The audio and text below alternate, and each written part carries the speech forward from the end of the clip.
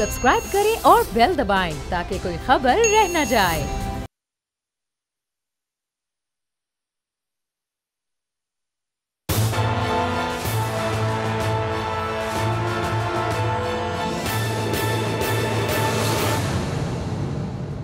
अस्सलाम वालेकुम। प्रोग्राम तज्जिया, मैं हूँ अलीना इलियास और मेरे साथ आज के इस प्रोग्राम में राना ताहिर साहब, काजी सईद साहब और अब से कुछ देर बाद समी इब्राहिम साहब भी हमारे साथ मौजूद होंगे। कश्मीर डे हम सबको पता है, यौम यकजहती मना रहे हैं अपने कश्मीरी बहन भाइयों के साथ। आज कोई तमहीद नहीं है मेरे पास और कोई इंट्रो नहीं है। एक चीज़ है जो मेरी टीम की तरफ से, बोल टीवी की तरफ से हमने बनाई है और मैं चाहूँगी सबसे पहले हम उसी से आगाज़ करें। प्लीज़ चलाइएगा। जी नाज़रीन, अल्फाज नहीं है, आप इस चीज़ को खुद समझते होंगे, इन जज्बात को खुद समझते होंगे। थोड़ी मेरी आंखें भी नम है इस टाइम। इमरान खान साहब ने कहा कि हमारा ईमान है और मेरा इस चीज़ पे ईमान है कि कश्मीर जो है वो ज़रूर आज़ाद होगा। राना साहब, पहले मैं आपसे कमेंट लूँगी, उसके बाद मैं आऊँगी काजी साहब की तरफ और फिर जो इमरान खान साहब ने आज किताब की और बात की है उसको फिर शामिल गुफ्तगू करेंगे। आप बताएँ इस पर। ये देखें अलीना, बात ये है कि कश्मीरियों पर जुल्म की तारीख बड़ी लंबी है। बिल्कुल ऐसा है। और ये जो आजकल भारत पर मुसल्लत है बदकार मोदी, ये इंसान के रूप में दरिंदा है जिसने तमाम इंसानी कदरों को बुरी तरह पामाल किया और पूरी इंसानियत इन मजालिम के सामने को देखते हुए शर्मिंदा है। लेकिन अफसोस इस बात का है कि हमारे नाम नहाद महज़ब और जमहूरी ममालिक इस इंसान नुमा दरिंदे को मजालिम से रोकने के लिए कोई अमली कदम नहीं उठा रहे। कश्मीर को कायदे आज़म मोहम्मद अली जिन्ना ने पाकिस्तान की शहरग करार दिया और वो पाकिस्तान की शहरग है। और कश्मीरियों का जो जज्बा आज़ादी है उसको कोई जुल्म, कोई तशद्दुद रोक नहीं सकता, ठंडा नहीं कर सकता जब तक कश्मीर आज़ाद नहीं होता।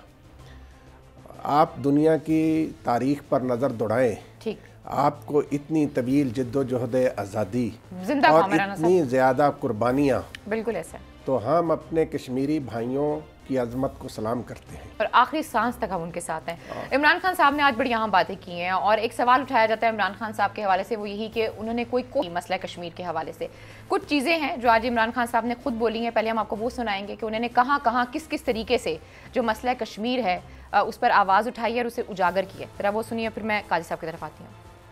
कश्मीर को भी बताया कि कश्मीर में क्या हो रहा है और मैंने दुनिया के सामने ये जो आरएसएस का फलसफा था ये लेके गया। मैं सिर्फ हेड्स ऑफ स्टेट्स को नहीं सिर्फ टेलीफोन किया, हर फोरम का इस्तेमाल किया। यूनाइटेड नेशन की जनरल असेंबली के अलावा मैं जब गया जिनीवा के अंदर, रेफ्यूजीज की यूएन की कॉन्फ्रेंस थी, उसमें मैंने उठाया। एक हेड ऑफ स्टेट को जिससे मैंने बात की, 3 दफा मैंने डोनाल्ड ट्रंप को समझाया कि कश्मीर इशू क्या है। हमें इसमें, मैं जानता हूं, मैं मगरबी दुनिया को ज्यादातर पाकिस्तान में लोगों से बेहतर जानता हूं।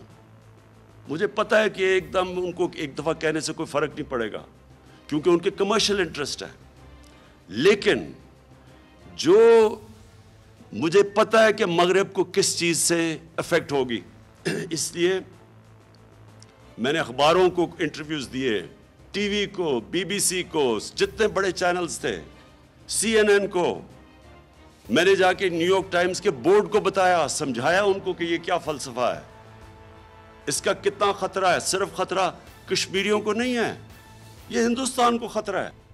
अच्छा काजी साहब, ये आपने सुना इमरान खान साहब का जो मैंने शॉट चलाया। एक तरफ इमरान खान साहब ये कहते हैं कि उन्हें ईमान है इस बात पे कि कश्मीर जो है वह आज़ाद होगा, लेकिन दूसरी तरफ वो ये बात करते हैं कि मैं जो वेस्ट की साइकी है उसको जानता हूँ और कमर्शियलिज्म से बड़ी कोई चीज़ नहीं है। तो ये दोनों मुख्तलिफ बातें हैं। आपको लगता है कि जो इमरान खान साहब ईमान वाली बात कहते हैं वो ठीक है या जो कमर्शियलिज्म वाली बात है वो ज़्यादा बेहतर है या वो सही है?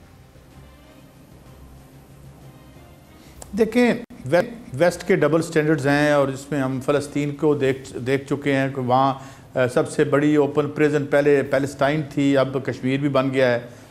8 मिलियन लोग जो हैं यहाँ पे कुछ भी नहीं करे। देखें, दुनिया में सिर्फ ताकत का असूल चलता है और ताकत ही मैटर करती है कौमों के माबैन जो निज़ाम राइज है दुनिया में। इसकी हम बड़ी मिसालें देख सकते हैं। आपको याद होगा कुछ अर्सा पहले क्रीमिया को अनेक्स किया रशिया ने, वो कैसे हुआ। 90s में जब वापस लिया चाइना ने हांगकांग, तो वो किस तरह वापस लिया, उसमें उन्होंने याद एक टेलीफोन कॉल की थी उन्होंने। तो बात ये है कि हमारे पास इमरान खान साहब जिस इकॉनमी पर मुश्तमिल मुल्क को रिप्रेजेंट कर रहे हैं, उनमें वो डिप्लोमेसी के ज़रिए करना चाहते हैं। ज़ाहिर है वही फिर 30-35 करोड़ लोगों की उनकी मंडी है, उसमें आपके अपने मुसलमान मुल्कों ने आपके साथ क्या किया, इवन हमने क्या किया, मलाइशिया के साथ हमने क्या किया।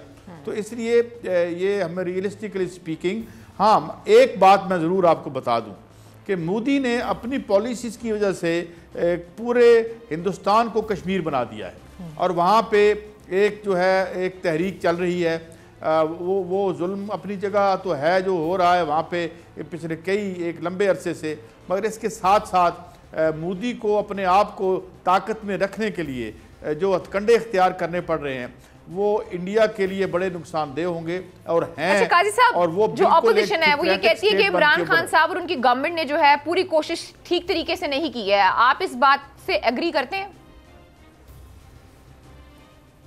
हाँ, अपोजिशन ने तो बहुत कोशिश की है ना। इससे पहले जब अपोजिशन पावर में थी तो उन्होंने जनाब मौलाना फजलुर रहमान साहब को कश्मीर कमेटी दे रखी थी। तो ये एक हिपोक्रिटिकल बातें हैं, जितना उन्होंने ये पॉइंट स्कोरिंग से आप कह सकते हैं। इमरान खान क्या करे, हम न्यूक्लियर आर्म हैं, आर्म्ड स्टेट हैं, वो भी न्यूक्लियर आर्म स्टेट हैं, तो इसमें वॉर तो वैसे ही आउट ऑफ क्वेश्चन है। अब सारी जो ले दे की बात होगी वो कश्मीरियों की अपनी स्ट्रगल है, वो उसमें वो लड़ाई करेंगे। उनको अब तो वो कश्मीरियों को आप बाकायदा से उनकी हर तरह की मदद भी कर सकते हैं। ये जो इन्होंने आर्टिकल 370 ख़त्म किया है और जो वहाँ के नया नज़्म नस्क लेके आए हैं, तो अब तो वो आज़ादी की जंग लड़ रहे हैं, वो उस एक गासिब रियासत के ख़िलाफ़ जंग लड़ रहे हैं। तो जो हो सकता है उनकी मदद करें। और दूसरी बात जो मैंने कही कि इंडिया इस वक्त जो है उसमें जो RSS है, RSS वाले सड़कों पर परेड करते हैं, उन्होंने अपनी अलग फौज बना रखी है। ये आपको मैं बता रहा हूं कि ये इंडिया के लिए बड़ा मौलिक है, और इंडिया में जितने सीनियर एलिमेंट्स हैं वो इस पे बहुत रो रहे हैं, वो देख रहे हैं। इवन शाहरुख खान जैसे बंदे को अपोलोजेटिकली बयान देना पड़ता है जी कि मेरी बीवी तो जो हिंदू है और मेरे बच्चों का पता नहीं कोई मजहब है या नहीं है। इस तरह एक खौफ और राज की फिजा वहाँ पैदा कर दिया, और बाकायदा गुंडागर्दी है। अमित शाह एक जराइम पेशा आदमी है, उसको मैं खुद कांग्रेस के एक लीडर को सुन रहा था कि उन्हें कई जगह पे वो जिसे इलाका बदरी का हुक्म हुआ, और ये कातिल हैं। ये जो इन्होंने गुजरात में किया, एक वो जो जिस लड़की ने एक स्टिंग ऑपरेशन किया था जो बाद में सामने नहीं आया, गालबन तहलका डॉट कॉम की थी, वो नेट पे पड़ा हुआ है कि किस तरीके से इन्होंने लोगों को मारा। तो ये बाकायदा जराइम पेशा लोग जो हैं वो काबिज हो गए हैं भारत की हुकूमत पर, और ये भारत के लिए बड़ा डेट्रीमेंटल होगा। और भारत में मरकज़ गुरेज कुव्वतें जोर पकड़ेंगी, असम हो या और इलाके हों जो किसी हद तक पिछले अरसे में कम हुई थी इंटेंसिटी इलादगी की तहरीकों की, ये तहरीकें और बढ़ेंगी और वहाँ एक सोशल अनरेस्ट होगा। उसके साथ एक बात और भी याद रखें जी जी जी, आपने एक बात की, आपने कहा कि ये जो सारा इशू है इसमें कश्मीर को अब अपनी जंग खुद लड़नी पड़ेगी, और किसी ना किसी हद तक इस आर्टिकल की जो आपने बात की जो सस्पेंड हुआ है उसके बाद पाकिस्तान हर तरह से कश्मीर की जो है वो मदद कर सकता है। अभी आपने इसके अलावा भी एक बात की, आपने मलेशिया के हवाले से बात किया, आपने कहा मलेशिया सबमिट की तरफ आपने इशारा किया, तो दोबारा से हमें कहीं ना कहीं जो पाकिस्तान का इसमें किरदार है वो मलेशिया सबमिट के हवाले से कर लें या OIC के हवाले से कर लें तो हमें बड़ा कमज़ोर नजर आता है। लेकिन दूसरी तरफ आप ये कहते हैं कि जब आर्टिकल 370 उसको सस्पेंड कर दिया गया तो पाकिस्तान जो है वो हर तरह से मदद कर सकता है। आपकी हर तरह से क्या मुराद है भाई साहब? देखें, एक मुआहिदा तोड़ दिया उन्होंने उनके साथ किया हुआ, अब वो अपनी कौमी आज़ादी की जंग लड़ रहे हैं। यहाँ हमारे जो मैं खुद भी और भी हमारे डिप्लोमेट्स उनको मैं सुन रहा था कि अब वो वहाँ पे जो ये बाकायदा इसका लीगल स्टेटस है, ये कौमी आज़ादी की जंग है, एक मुआहिदा किया था फिर उनको अपने साथ रखने के लिए जो है वो जिस वक्त पार्टीशन हुई थी उस मुआहिदे को इंडिया ने तोड़ दिया है। तोड़ के वहाँ पे जो तकरीबन जितनी अभी तक उनके तमाम लीडर्स जो हैं वो हाउस अरेस्ट हैं वहाँ पे, और अभी तक इंटरनेट नहीं खुला, और वहाँ पे तो अब तो वो अपनी कौमी आज़ादी की जंग लड़ रहे हैं। और ये कौमी आज़ादी की जंगें पूरे इंडिया में लोगों को लड़नी पड़ेंगी, मुख्तलिफ कौमियतों को लड़नी पड़ेंगी, और वो लड़ भी रहे हैं। क्योंकि जिस जो रिलीजियस इंटरप्रिटेशन मोदी कर रहा है और जिस तरीके से आरएसएस के गुंडों को बकायदा एक फौज की तरह तरबियत दी जाती है, वो परेड्स करते हैं बकायदा, उनको असले की तरबियत दी जाती है और कोई उनकी तादाद 50 लाख बताता है, कोई कुछ बताता है। तो I think India is heading towards a bigger destruction. ये सेल्फ डिफीटिंग होगा खुद इंडिया के लिए। चलिए ठीक है गाइस साहब, मैं आपको एक शॉर्ट सुनाना चाहूंगी और राना साहब को सुनाना चाहूंगी। ये है शीरी मजारी साहबा का, जरा वो सुनाइएगा। चला मैं काजी साहब का इस पे कमेंट लेना चाहूंगी। जिस तरीके से प्राइम मिनिस्टर इमरान खान कश्मीर के इशू को टेक अप किया है और हर जगह उन्होंने कॉन्डेमनेशन की है जो कश्मीरियों के साथ हो रहा है और जो मुसलमानों के साथ हो रहा है हिंदुस्तान में, अनफॉर्चुनेटली हमारे इंस्टीट्यूशंस ने वो बैकअप नहीं किया प्राइम मिनिस्टर के नैरेटिव को जिस तरह वो कर सकते थे।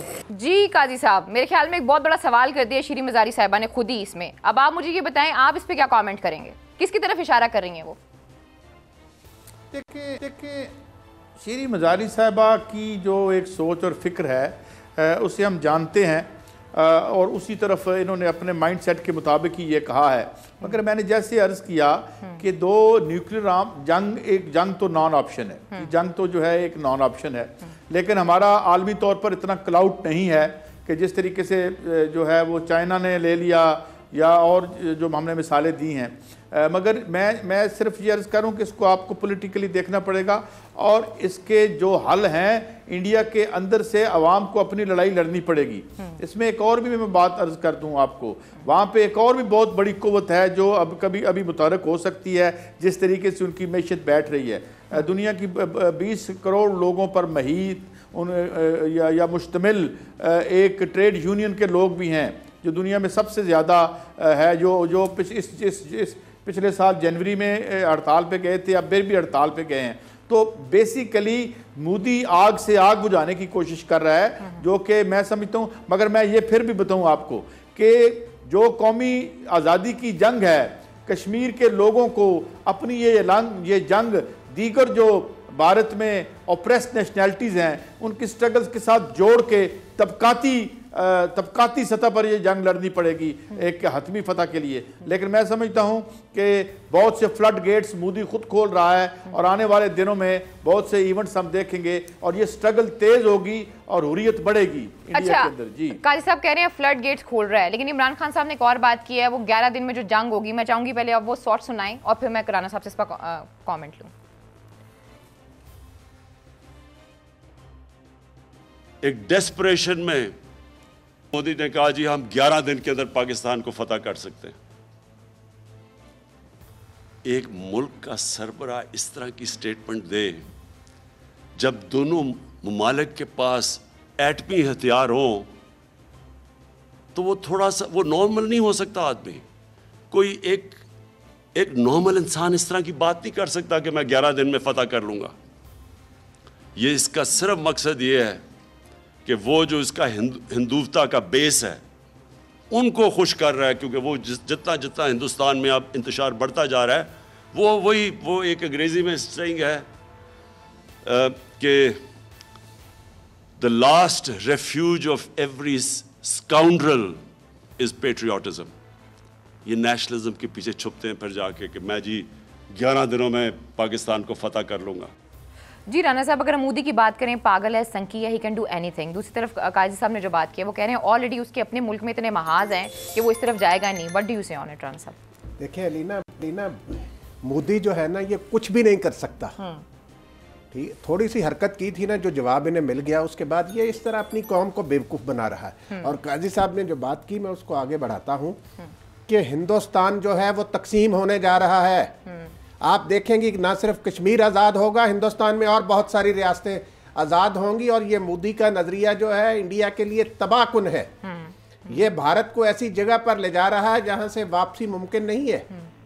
इस तरीके, और वज़ीर आज़म इमरान खान ने जो बात की है वो बिल्कुल सही बात की है। ये इस तरह का पागल आदमी इस तरह की गुफ्तगू कर सकता है, कोई नॉर्मल आदमी इस तरह की गुफ्तगू कर सकता है जो मोदी कर रहा है कि जी मैं 11 दिन में फतह कर लूँगा। तुम आओ तो सही, तुम्हें कैसा जवाब मिलेगा? जो जवाब पहले मिला था उससे ज़्यादा तुम्हारी तबीयत साफ़ होगी।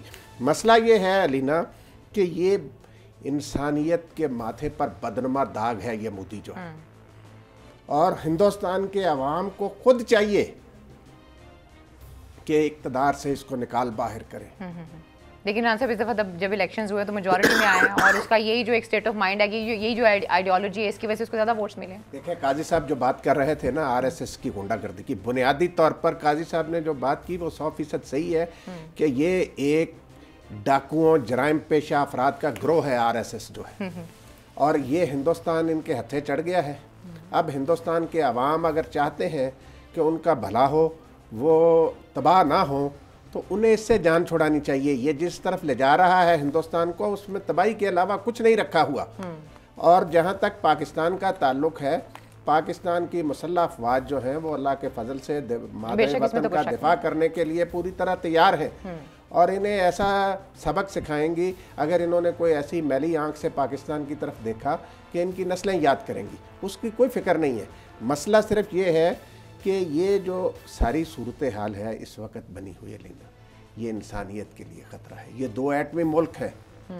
अगर खुदा न खास्ता 2 एटमी ममालिक में जंग हुई तो वो 2 मुल्कों तक महदूद नहीं रहेगी, फिर ये बढ़ेगी। पाकिस्तान क्या कर सकता है मैक्सिमम डिप्लोमेटिकली? काजी साहब क्या कर सकता है मजीद, उसे क्या करना चाहिए?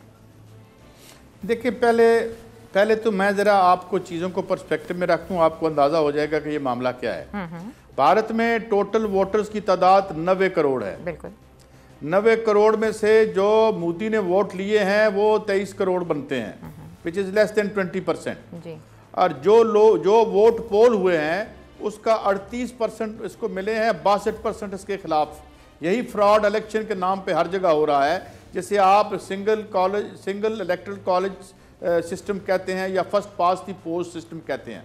इसमें सरमाए के बल पे एक माइनॉरिटी को, और किया क्या है इन्होंने इस तरह किया है कि जो सबसे पसमानदा परत थी इंडियन सोसाइटी की, जो हिंदुत्व पे यकीन रखते हैं या अनपढ़ ज़्यादा लोग हैं या फाशिस्ट हैं, वो 23 करोड़ के करीब इसने वोट लिए हैं। और जो वोट पोल हुए हैं उसका भी 60% से ज़्यादा इसके खिलाफ पड़ा है। तो ये एक दुनिया में वारदात का निज़ाम है जिसे जमहूरियत का नाम दिया जाता है। तो इसलिए आप ये ज़रूर समझें कि ये 20% लोग हैं तो 80% और लोग भी वहाँ रहते हैं और वो मोदी को वोट नहीं देते, और जिन पर ये मुसल्लत किया गया है। और इस डेमोक्रेसी के निज़ाम में हमेशा माइनॉरिटी की गवर्नमेंट मेजॉरिटी लेके आती है, कभी 2/3 मेजॉरिटी का फ्रॉड होता है, कभी कुछ होता है। एक तो ये ज़हन में रखें। और यानी क्योंकि अपोजिशन डिसजॉइंटेड थी और तमाम पैसा कॉर्पोरेट इंडिया ने इसके पीछे लगाया। 5000 करोड़ रुपया तो सिर्फ मोदी की जो कैंपेन थी सोशल मीडिया पे उस पर खर्च किया गया। तो ये सारा एक तो खेल है, ये फ्रॉडी और वारदाती हैं सारे, और बहुत सारे मुल्कों औरों में भी यही होता है। एक तो बात ये है, लिहाजा लोग उठ रहे हैं इसके खिलाफ। और मैं एक और आपको बात बता दूं, जिस दिन मेहनत कश इस तहरीक में शामिल, अभी तालिब इल्म आए हैं, मिडिल क्लास आई है या सिविल सोसाइटी आई है, जिस दिन इसमें मेहनत कश शामिल हो गए और जिनसे ये डरता है, ये इनसे नहीं डरता, ये उनसे डरता है। इसीलिए जिस एजेंडे पे इसको लाया गया था कि तुम एंटी लेबर लॉज बनाओ, एक लैंड रिफॉर्म एक्ट था वो करो, भारतीय अवाम की खाल खींचने के लिए कानून साजी करो, ये इसका एजेंडा था। इसलिए ये, और गुजरात ने भी इसमें यही किया था। और गुजरात का सारा इकोनॉमिक मोजा 2 नंबर था। अगर आज भी आप गुजरात में देखें तो वहाँ मेल न्यूट्रिशन और उसके जो फिगर्स हैं उससे आपको अंदाजा होता है उसने किया क्या था गुजरात में। इसने गुजरात में 0% से भी कम पैसों पे 1000 करोड़ रुपए बहुत बड़े सरमायादारों को जो है वो फ्री लोन दे दिए थे, फिर माफी जमीनें दे दी थी।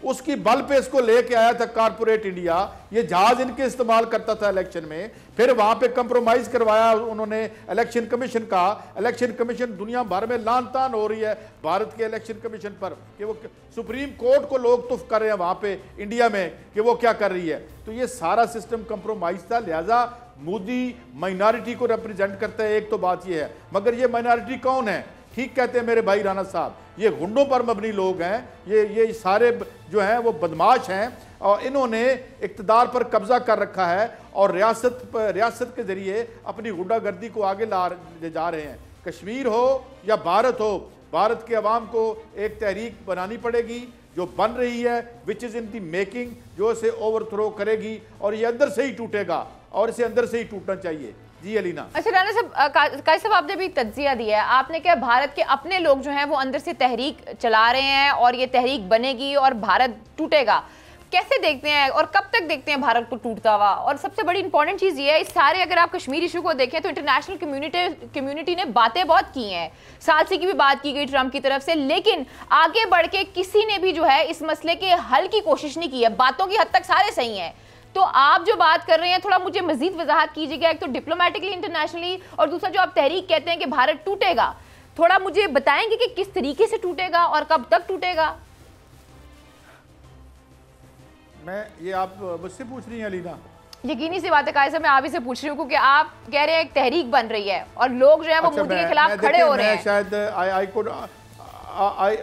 I couldn't make my self clear. टूटने से मुराद मैं ये नहीं ले रहा कि उसके हो सकता है या नहीं हो सकता उसके टुकड़े हो जाएंगे, ऐसे नहीं होता। टूटने से मुराद ये है कि ये जो निज़ाम वहाँ पे मुसलत है, न्यू लिबरल इकोनॉमिक प्रोजेक्ट जो है, ये जो इंटाई ऑपरेसिव एक्सप्लॉयटेटिव सिस्टम है, मैं इसके टूटने की बात कर रहा हूँ। इसके खिलाफ तहरीकें उठेंगी। जो 20-25 करोड़ आदमी निकल रहे हैं हर साल 2-2, 3-3 दफा, वो इस निज़ाम के खिलाफ वो वेजेस मांग रहे हैं, वो बेहतर मेयार ज़िंदगी मांग रहे हैं। बंद करा दी जाती हैं क्योंकि इस सिस्टम की जो आप बात कर रहे हैं, इसकी जो सरबराही कर रहा है वो वेस्ट कर रहा है। सर, इतना आसान होगा? नहीं, मैं अर्ज कर लूँ कि जब पिछली दफ़ा 20-25 करोड़ लोगों ने स्ट्राइक की, ये तारीख़ इंसानी का सबसे बड़ा इवेंट था।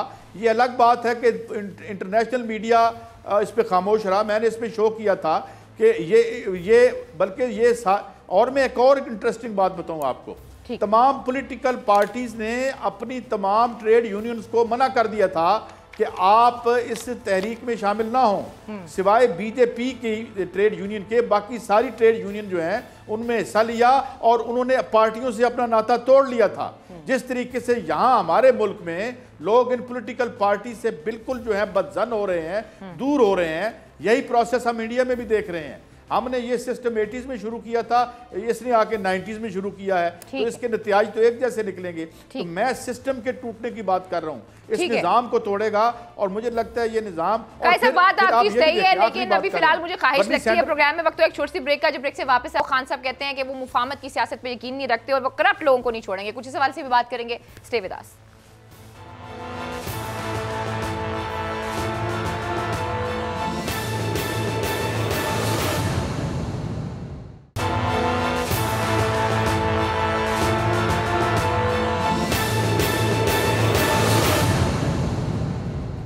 वेलकम बैक नाज़रीन, एक दफ़ा फिर आपको खुशामदीद कहते हैं। और ब्रेक पे जाने से पहले मैंने एक बात की थी कि इमरान खान साहब ने एक और बात की है और उन्होंने कहा है कि वो मुफाहमत की सियासत पे यकीन नहीं रखते हैं और वो करप्ट लोगों को नहीं छोड़ेंगे। पहले वो सुन लें और फिर आगे भी इस पर मज़ीद बात करते हैं।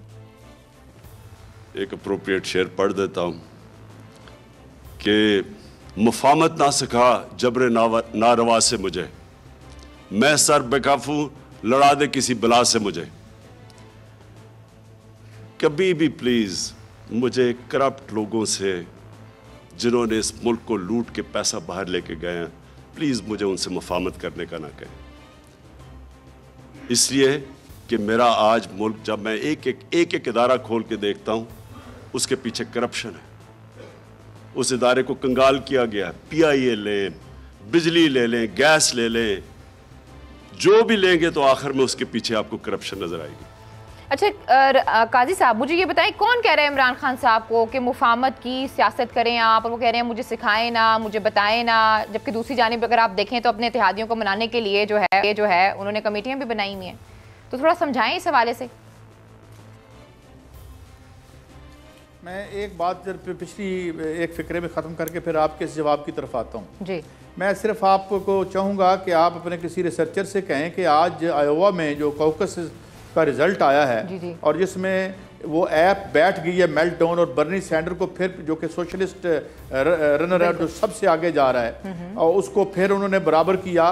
तो आप ये देख सकते हैं कि अमेरिका जैसे समाज में इस निज़ाम से बेजारी का ये आलम है कि दोबारा से उसे रिग करके उसके फिर भी बराबर आ रहा है, वो बराबर आ रहा है इस वक्त बर्नी सैंडर। तो हर जगह पे इसकी ज़रूरत है, अलबत्ता एस्टेब्लिशमेंट की अपनी वारदात है। अब आता हूँ खान साहब की तरफ। मैं समझता हूँ खान साहब ने एक बड़ी सही बात की है इसमें उन्होंने ये कहा है कि मुझे जो है कोई भी ना फोर्स करे।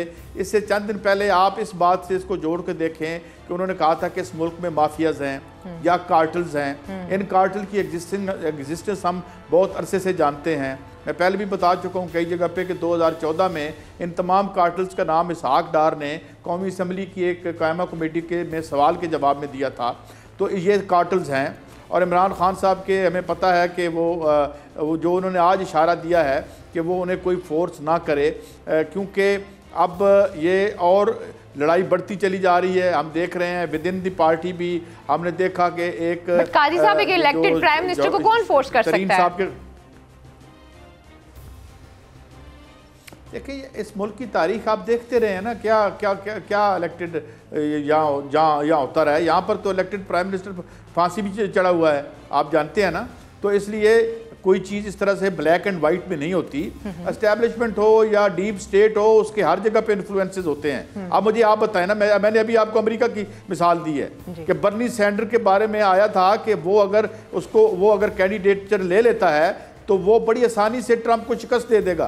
पिछली दफा भी तो वहां उसको जो स्टेट जो है वो पीछे धकेल रही है। तो मैं ये अर्ज कर रहा हूँ कि इमरान खान ने आज एक फ्रस्ट्रेशन में बात की है या जैसे भी बात की है, बहरहाल वो ये कह रहे हैं क्योंकि ये मामला मरियम की तरफ इशारा है इसका, क्योंकि नवाज शरीफ साहब ने भी आज एक बयान दिया कि वो अपना इलाज नहीं करवाएंगे जब तक मरियम नहीं आती। अब ये भी बात हमें समझ नहीं आ रही। आज फिर फवाद चौधरी साहब का भी एक ब्रेकिंग चली है, वो कह रहे हैं कि अगर मरियम जाती है तो आप फिर इस तरह से गेट खोल दें, तमाम जेलों के गेट खोल दें।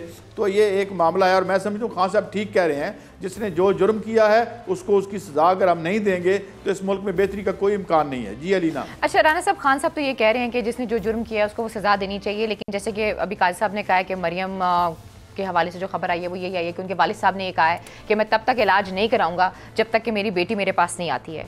तो जाएगी फिर मरियम? देखें, पहली बात तो ये जो आपने खान साहब का खिताब सुनाया ना जी, ये बात अगर आज आप वो सुना देती ना, पहले प्रोड्यूसर साहबा वो भी रख लेती साथ, जिसके जवाब में प्राइम मिनिस्टर ने ये बात कही कि आज़ाद कश्मीर के वज़ीर आज़म राजा फारूक हैदर साहब, जिनका ताल्लुक मुस्लिम लीग नून से है, उन्होंने आज़ाद कश्मीर असम्बली में वज़ीर आज़म के खिताब से पहले खिताब करते हुए वज़ीर आज़म पाकिस्तान से ये दरख्वास्त की कि आप कौमी मुफाहमत की पॉलिसी अपनाएं और सबको साथ लगाएं, जिसके जवाब में वो राजा फारूक हैदर को मुखातिब करके ये सारी गुफ्तगू कर रहे थे इमरान खान साहब। तो बात ये है कि इमरान खान ने तो इलेक्शन ही इस नारे पर लड़ा है कि वो करप्ट लोगों का एहतसाब करेंगे, उनको पकड़ेंगे। ठीक हो गया। उसके रास्ते में उनको बहुत सारी मजबूरियाँ, क्योंकि उनके पास पूरी मतलूबा अक्सरियत नहीं, जिसकी वजह से कुछ उनकी पार्टी के अंदर भी ऐसे अनासर मौजूद हैं। फवाद चौधरी साहब ने तो भी कहा है उनको भी कुछ खदशात हैं जिसकी वजह से वो ये बात कर रहे हैं। तो सुने ना, मसला ये है लीना कि जहाँ तक नवाज शरीफ, आप मुझे ये बताएं कि एक बंदे की दिल के सर्जरी होनी है, दिल की तकलीफ है, पिछली जुमेरात को वो काम होना था और अभी तक वो नहीं हो सका, क्योंकि मरियम नवाज साहबा, कभी इस तरह सर्जरियाँ होती हैं, कभी इस तरह सारे काम होते हैं। एक मरीज़ है, उसका अगर कोई घर वाला ना भी पहुंचे तो जो उसकी फौरी रिक्वायरमेंट है, उसकी ज़रूरत है, बट वो उनकी बेटी वो चाहते हैं कि वो पास, ये सारा टोपी ड्रामा है। मेरी आप बात सुने अलीना, यही जो है अपना मोहतरमा मरियम नवाज साहबा, जब 2016 में नवाज शरीफ साहब की सर्जरी हुई थी लंदन में, उस वक्त की आप इनकी गुफ्तगू सुन लें। उस वक्त ये कहती थी कि मैं अपने बाप को इस तरह बेड पर लेटे हुए, में हौसला नहीं है, मैं देख नहीं सकती। तब उनकी वालिदा साहबा का इंतकाल नहीं ना हुआ था राना साहब। मेरी गुजारिश सुने ना, उनकी वालिदा साहबा का इंतकाल हुआ, उनकी वालिदा साहबा जा चुकी हैं। इससे ज्यादा अफसोसनाक और शर्मनाक बात कोई और हो नहीं सकती कि जो नवाज शरीफ के भाई हैं शहबाज शरीफ साहब, वो खुद वहाँ पे मौजूद, उनके दोनों साहबजादे वहाँ पे मौजूद, उनका समधी मौजूद, उनकी बहुएं मौजूद, और ये सर्जरी के ड्रामे को इस तरीके से पेश, अगर ये सही है जो वो कह रहे हैं कि वो उसको मुलतवी किया गया, तो इससे ज़रा बड़ी सफाकियत और कोई नहीं हो सकती। लेकिन जिस तरीके से नवाज शरीफ साहब की बीमारी के हवाले से नून लीग ने सियासी फ़वायद हासिल किए हैं, उसको सियासी मकासद के लिए इस्तेमाल किया है, उससे ये लगता है कि अब ये इस तरह का रोना पीटना। अब शहबाज शरीफ साहब ने आज कहा है कि जी इंसानी हमदर्दी के नाम पर मरियम नवाज साहबा को आने दिया जाए। और भाई आप खुदा का खौफ करते, आप भी इंसानी हमदर्दी का मुजाहरा करते, इस मुल्क के 22 करोड़ अवाम का सरमाया ना लूटते, यहाँ लूट मार करके बाहर ना ले जाते, आप भी कुछ उस वक्त भी आप इंसानी हमदर्दी का मुजाहरा करते। ये अलीना देखें, ये कोई बात नहीं है कि जी मरियम नवाज साहिबा नहीं है तो वो अपना इलाज नहीं कराएंगे। कितना अरसा हो गया उन्हें गए हुए, अदालत ने 8 हफ्तों के लिए उनकी जमानत ली, ठीक है, लाहौर हाई कोर्ट ने 4 हफ्तों के लिए उन्हें बाहर जाने की इजाजत दी। अब कितना अरसा हो गया उन्हें बाहर गए हुए। मेरी बात सुने ना, वो कोई रिपोर्ट देते हैं। एक उन्होंने वो अपना फैमिली डॉक्टर रखा हुआ है जो उनका घरेलू मुलाजिम है, डॉक्टर इदनान, जो गुमराह करने के लिए आए दिन ट्वीट करते रहते हैं कि जी ये हो गया वो हो गया। भाई आप जो वहाँ के डॉक्टरों की, वहाँ के अस्पतालों की रिपोर्टें हैं वो क्यों पंजाब हुकूमत को नहीं देते, वो आपको क्यों एहतसाब अदालत में पेश नहीं करते। तो ये जो शरीफ फैमिली है, इन्होंने मियाँ मोहम्मद नवाज शरीफ साहब की बीमारी के हवाले से जिस तरीके से सियासत की है, जिस तरीके, अब शहबाज शरीफ साहब जो है इन्हें क्या है, ये कहते हैं मैं भाई की तीमारदारी के लिए गया हूँ। राना सनाउल्लाह साहब कहते हैं कि जी वो तीमारदारी के अलावा इमरान हुकूमत का भी बंदोबस्त कर रहे हैं। शहबाज शरीफ साहब को भेजा जा सकता है अपने भाई के लिए, तो एक बेटी अगर चली जाएगी तो कौन सी इतनी बड़ी बात हो जाएगी? काई साहब, what's so wrong in that? काई साहब देखिए, मैं पहली बात तो ये कहता हूँ कि नवाज शरीफ साहब गए हैं, क्या ये हक पाकिस्तान के हर कन्विक्टेड को है? क्यों भेजा गया, इस पे सवाल। और अगर आपने ये कानूनी काम किया है तो क्या ये राइट आपने पाकिस्तान की जेलों में मुकीम तमाम कैदियों को दे दिए हैं? ये 7 स्टार मुजरम हैं, ये 7 स्टार चोर हैं, ये क्या है? क्या इसमें भी तबकाती आप तफरीक रखेंगे या तबकाती एप्लीकेशन होगी हर चीज़ की? यहाँ पर कैसे होता है? मुल्कों में होता है ऐसे। एक वज़ीर आज़म इजराइल में गिरफ्तार है, ओलमर्ट, दूसरा गिरफ्तार होने जा रहा है और वो है जो इस वक्त वज़ीर आज़म है, और उस पर सिर्फ $6,40,000 लेकर लोगों को फ़ायदा पहुँचाने का इल्ज़ाम है और उस पर उसकी इम्प्यूनिटी ख़त्म कर दी है उन्होंने। मुझे लगता है he will soon end up in the jail. तो ये आप क्यों एक साइकिल चुराने वाले का आप उसकी खाल खींच लेते हैं लित्र मार मार के? और अव्वल तो मैं तो ये कहता हूँ इनको SHO के वाले करो, इनको इनके साथ इंसाफ और तफ्तीश का वो निज़ाम और तरीका बरतो जो इस मुल्क के 220 मिलियन या 22 करोड़ लोगों से करते हो। ये क्या अंदर AC लग रहा है? क्यों? क्योंकि अरबों चुराने वाला जो है वो उसका कोई इस्तेकाक बढ़ जाता है। यानी वो लोग जिनकी वजह से हमारे बच्चे भूख से मर रहे हैं, जिनकी वजह से ये यहाँ का इंफ्रास्ट्रक्चर तबाह हो गया है, जिन्होंने सिवाय मुल्क तो से इन सवालों का जवाब जो है काजी साहब की जो आप बात कर रहे हैं, ये हमें इन सवालों के जवाब किससे लेने चाहिए? गवर्नमेंट से लेने चाहिए ना। गवर्नमेंट की इजाजत के बगैर तो बहुत सी चीजें नहीं हो सकती। छोटी सी ब्रेक का, जब मैं ब्रेक से वापस आती हूँ तो काजी साहब इसका मैं आपसे जवाब लेती हूँ। Stay with us.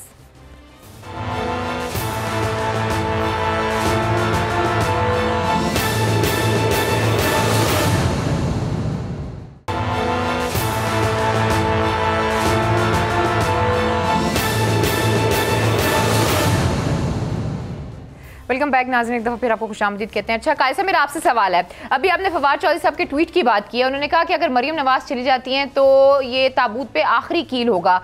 किन खदशात की तरफ वो इशारा कर रहे हैं? देखें, कौन सा ताबूत और कैसा क्या कहते हैं वो कील। मैं सिर्फ ये अर्ज़ कर रहा हूँ कि यहाँ पे एक तो रूलिंग एलीट की एक अपनी जंग लड़ाई और जारी है, लेकिन अवाम भी है यहाँ मौजूद हैं, वही लोग हैं। उनके ताबूत में तो कील आप जो है वो महंगाई का ठोक रहे हैं, वो ये अपनी जगह पे है। मगर सवाल ये है कि जो मैंने पहले उठाया, यानी ये उनकी राय है, और फवाद चौधरी साहब की जब राय है तो बड़ी अहम है, क्योंकि वो जब बात करते हैं तो फिर ज़ाहिर है हर कोई किसी न किसी नुक्ते नज़र का हामिल होता है, किसी लाबी का भी लोग जो हैं वो हिस्सा होते हैं, तो वो उनकी बात को सीरियसली लिया जाता है। तो इसलिए ये क्या मामला है, क्या इस पर कंसेंसस नहीं हो रहा? इमरान खान के बारे में ये है कि वो तो नहीं चाहते कि वो जाएं। दूसरी मैं एक और भी खबर आपको दे दूं।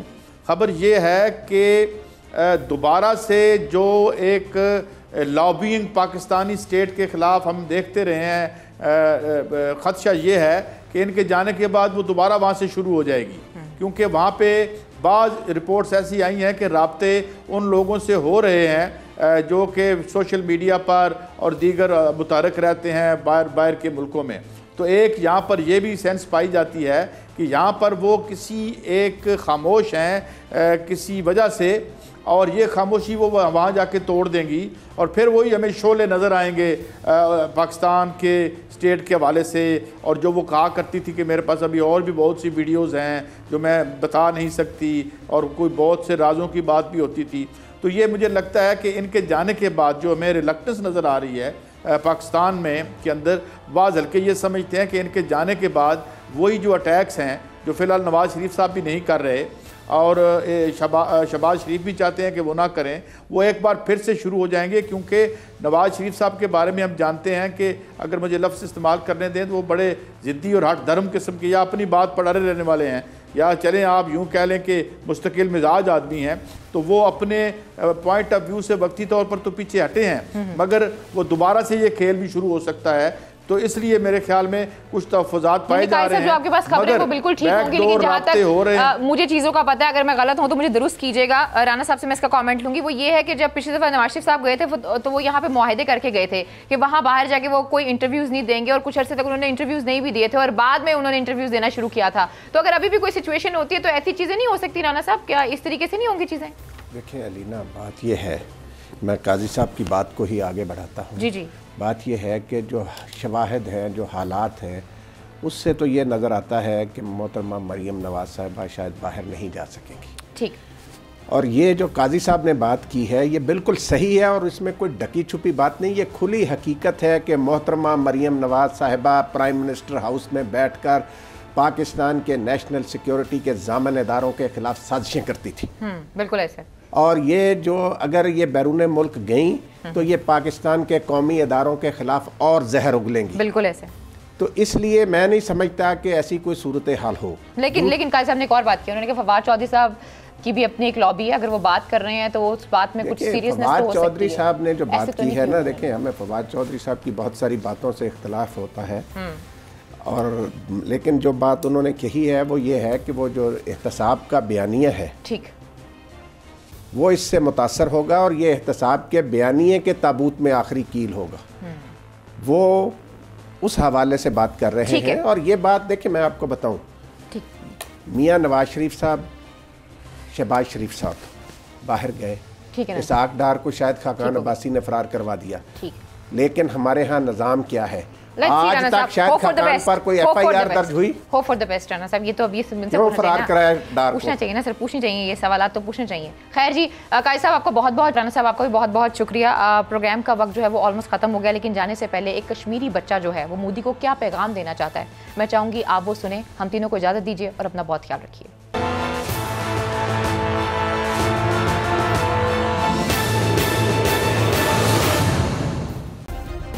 सब्सक्राइब करें और बेल दबाएं ताकि कोई खबर रह न जाए।